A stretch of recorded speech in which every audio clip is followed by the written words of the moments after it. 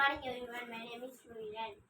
I am studying at 3rd standard, Punjab Junior Primary School, Tirunelveli district. Rabindranath Tagore. Rabindranath Tagore was a very famous Indian writer. He was born in Kolkata on May 7, 1861. He wrote many poems, stories and songs. People called him Gurudev, which means master teacher. He wrote the national anthem of India, Jana Gana Mana. He won it for his beautiful book of poem called Geetanjali. He was first person from Asia to win Nobel Prize.